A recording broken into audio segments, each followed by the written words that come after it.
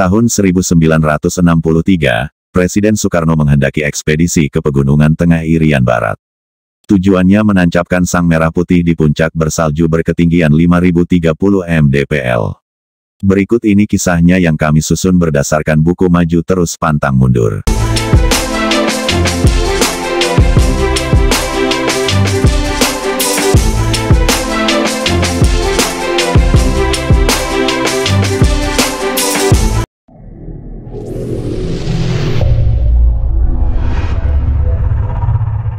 Sabtu tanggal 7 September tahun 1963. Suasana akhir pekan telah menyelimuti kelesuan kerja di kantor. Ketika menjelang tengah hari, kami terima perintah mendadak untuk menghadap Paduka Yang Mulia Presiden Soekarno di Istana Bogor pada jam 10 pagi esok hari. Tidak dapat terduga-duga sedikitpun waktu itu, apa kiranya yang akan menjadi pembicaraan, meskipun dalam panggilan telepon dari istana telah dikatakan bahwa panggilan itu ada hubungannya dengan Irian Barat. Sampai di Istana Bogor keesokan harinya, kami lihat beberapa rekan dari departemen lain telah hadir pula atas dasar panggilan yang sama.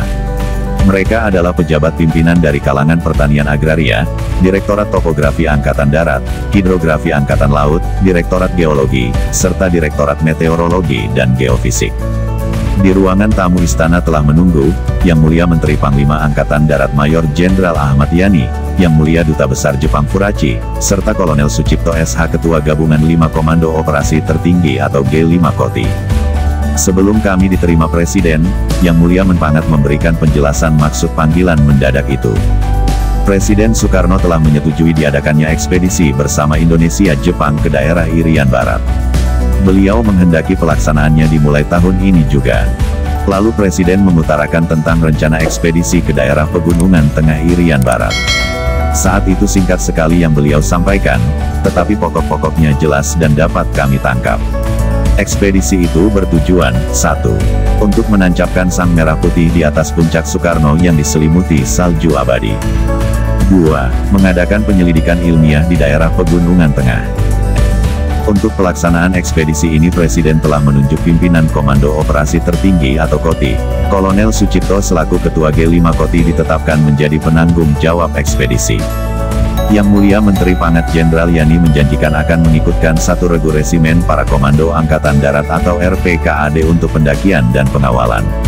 Patut disesalkan, meski pembicaraan di Departemen Urusan Riset Nasional selama itu menitik beratkan pada penyelidikan ilmiah, namun sampai pertengahan November belum juga dapat tersusun daftar calon peserta ekspedisi. Pendakian puncak Soekarno serta penancapan bendera di puncaknya tidak pernah menjadi pokok pembicaraan. Dalam hal ini Indonesia hanya mempercayakan, yang bertalian dengan teknik pendakian gunung kepada pihak Jepang. Yang nantinya dipimpin oleh Mr. Tayan Kato, seorang pendaki gunung yang telah mempunyai pengalaman di Himalaya. Sedangkan pembicaraan di Departemen Urusan Riset Nasional baru menghasilkan rencana kerja secara umum, termasuk disetujuinya pemakaian nama Cendrawasih untuk ekspedisi tersebut. Masalah penyediaan perlengkapan, kepastian keberangkatan, dan lain-lain masih belum dapat dipecahkan. Dalam suatu rapat yang tidak dihadiri olehnya sendiri, hadirin menyetujui memilih Letkol Aswar Hamid dari Direktorat Topografi Angkatan Darat sebagai pemimpin ekspedisi Cendrawasih. Keesokannya tanggal 19 November Saudara Aswar Hamid ditemui Komodor Udara Sri Mulyono Herlambang Ketua G2 Operasi Koti di Istana Merdeka. Acara pada hari itu pertemuan dengan rombongan Jepang di bawah pimpinan Mr. Tayan Kato untuk membicarakan rencana ekspedisi. Bukan main terkejut Saudara Hamid ketika Komodor Sri Mulyono memperkenalkan dirinya kepada pihak Jepang dengan mengatakan, "Tuan-tuan, saya perkenalkan Letkol Aswar Hamid, pemimpin ekspedisi Cendrawasih." Bermacam-macam pikiran mulai timbul dalam hati Saudara Aswar Hamid. Penunjukan yang sangat tidak diduga-duganya itu menghadapkan dia pada 1001 persoalan yang menyangkut persiapan ekspedisi. Semakin bingung lagi ketika sehabis perkenalan singkat itu, dia oleh pihak Jepang disodorkan beberapa lembar kertas berisikan rencana ekspedisi. Isi lembaran itu memuat rencana waktu, rute perjalanan, serta daftar alat perlengkapan yang akan diserahkan pada rombongan Indonesia. Rencana waktu ekspedisi yang disodorkan pihak Jepang didasarkan hasil peninjauan advance group mereka, yang terdiri dari Tuan Yasunobei Yasue dan Naomichi Ishige. Dalam pada itu di Irian Barat telah terbentuk suatu panitia setempat yang diketuai Profesor Sugarda Purbakawaca selaku Rektor Universitas Cenderawasih yang telah mendampingi rombongan Advance Group Jepang dalam mengumpulkan keterangan-keterangan untuk persiapan ekspedisi. Namun sampai tanggal 19 November belum sedikitpun keterangan dari panitia setempat yang sampai di Jakarta.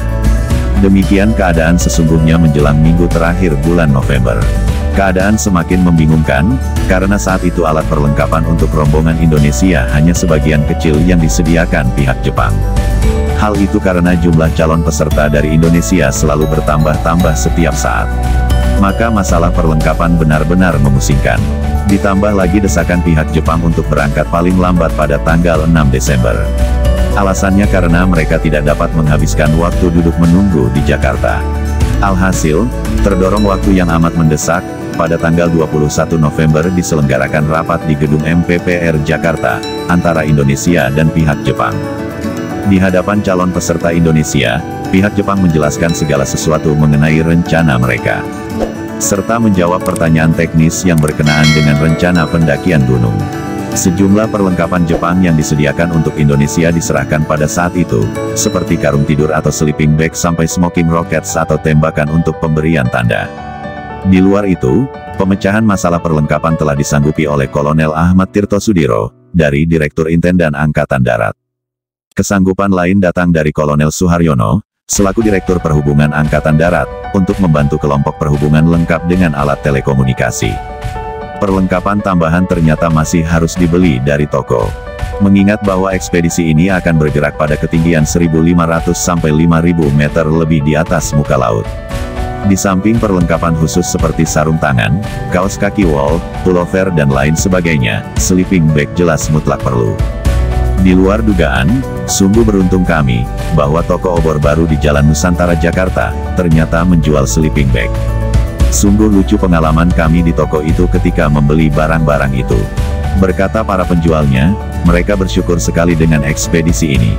Kalau tidak, mungkin sleeping bag yang telah tersimpan lama di tokonya tak mungkin terjual. Akhirnya rencana ekspedisi mulai memperoleh bentuk yang lebih pasti.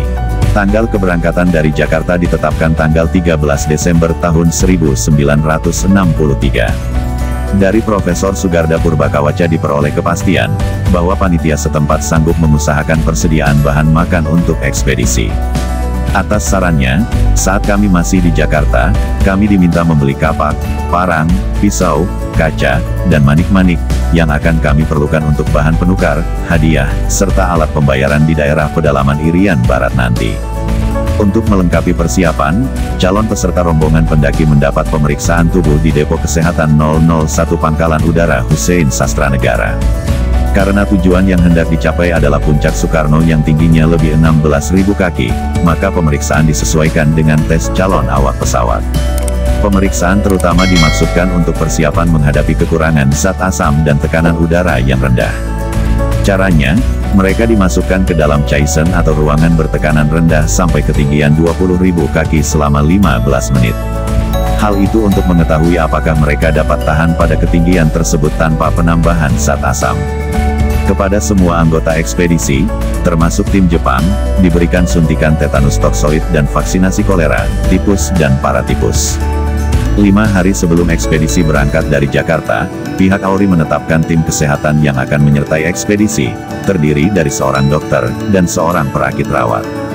Dengan tergesa-gesa, dapatlah pula disediakan alat-alat kesehatan dan obat-obatan yang diperlukan. Khususnya zat asam dengan maskernya.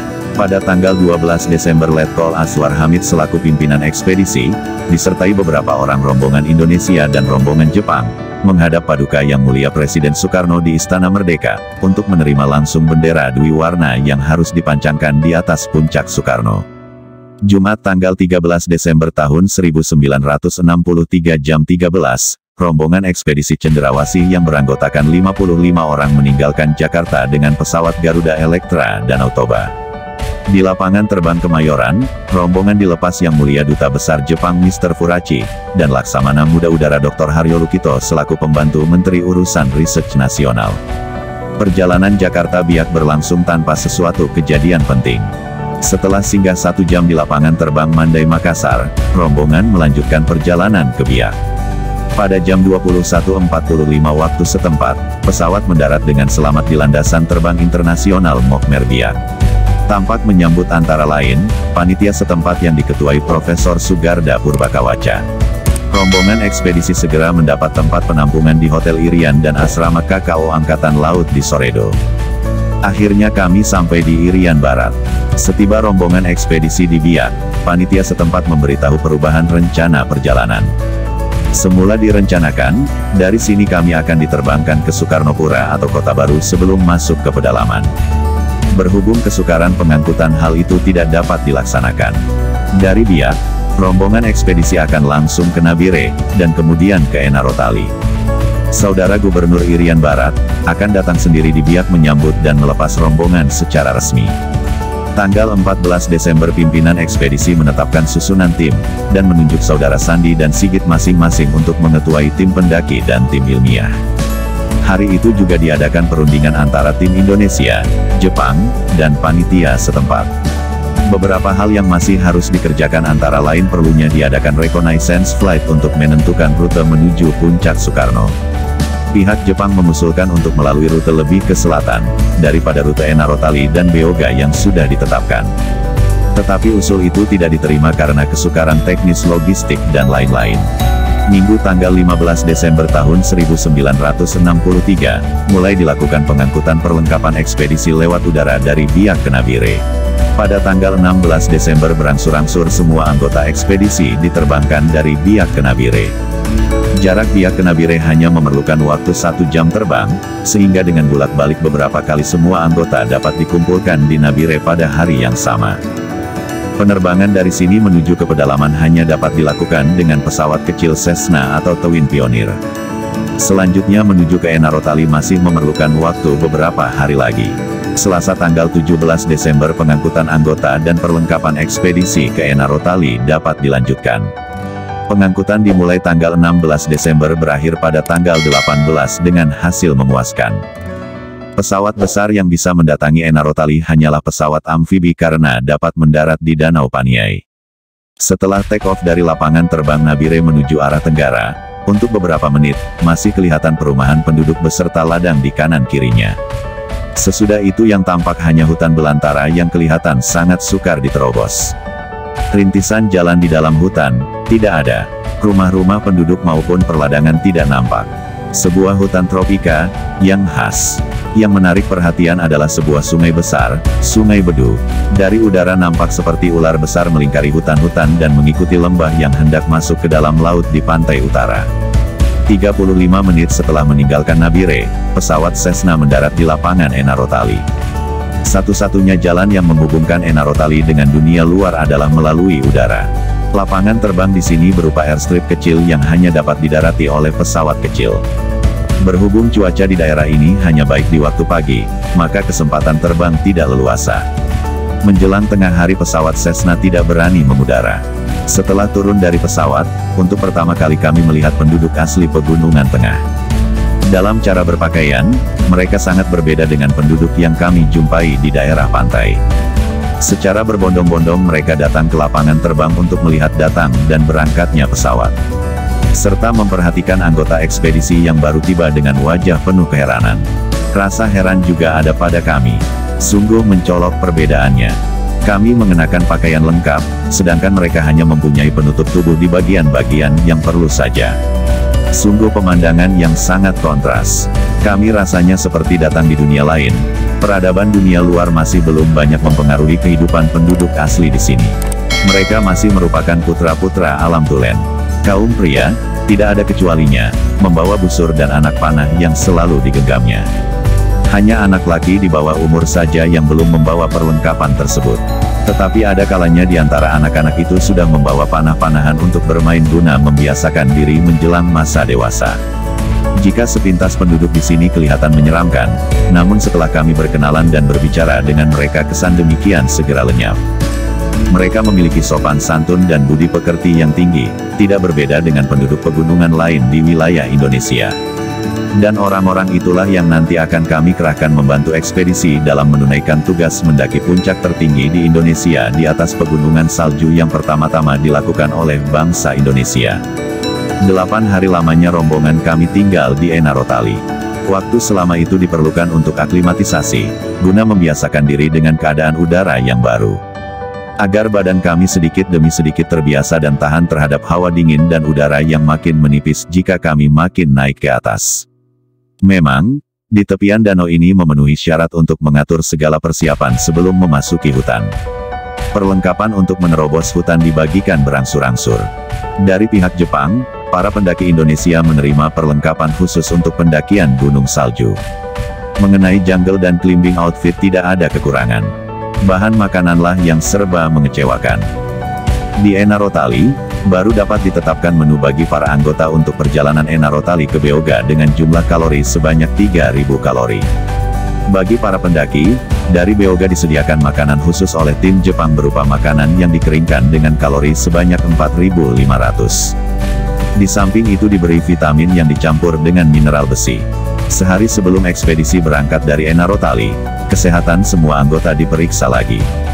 Checking ini meliputi pemeriksaan paru dengan sinar tembus, jantung, tekanan darah, telinga, hidung, tenggorokan dan lainnya. Kampung ini bukan tempat yang sejuk saja bagi pendatang dari pantai seperti kami.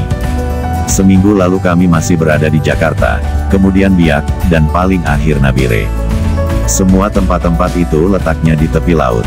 Perubahan yang mendadak ini menyebabkan kami merasa kedinginan pada malam pertama di Enarotali yang letaknya pada ketinggian 1.750 meter. Suhu terendah di sini adalah 12 derajat Celcius. Turunnya suhu sekitar 15 derajat itu menyebabkan badan kita terkejut pada hari pertama. Mula-mula, saat dapat pembagian karung tidur, kami tak dapat tidur nyenyak. Sebentar terbangun karena kedinginan. Pada malam berikutnya setelah tubuh dapat masuk di dalam karung tidur maka tidur kami mulai teratur. Lambat laun badan mulai biasa bahkan kami beranikan untuk mandi. Pimpinan ekspedisi telah menetapkan nama tim untuk yang akan bergerak. Tim pendaki diberi nama tim Kuskus, dan tim ilmiah diberi nama tim Mambruk. Nama-nama itu diambil dari jenis binatang yang terdapat di daerah pegunungan tengah. Rencana perjalanan yang disusun oleh Advance Group pada pertengahan September tahun 1963 itu adalah, Enarotali dipilih sebagai titik permulaan ekspedisi. Dari sini melalui Homejo dan Italipa menuju Beoga. Beoga direncanakan sebagai supply base dan dari sana akan dimulai pendakian ke puncak. Perjalanan dari Enarotali sampai Beoga memerlukan waktu 6 hari. Dari Beoga sampai puncak Soekarno belum diketahui berapa lama. Pemilihan Enarotali sebagai titik permulaan perjalanan ekspedisi, untuk memudahkan pengurusan logistik. Sesungguhnya Beoga memang tempat yang paling tepat untuk dijadikan pangkalan tim Kuskus. Pendakian puncak Soekarno dari utara memang belum pernah dilakukan. Hal itu merupakan alasan pihak Jepang kenapa memilih rute dari utara. Ekspedisi-ekspedisi terdahulu melakukan pendakian dari selatan dan timur laut.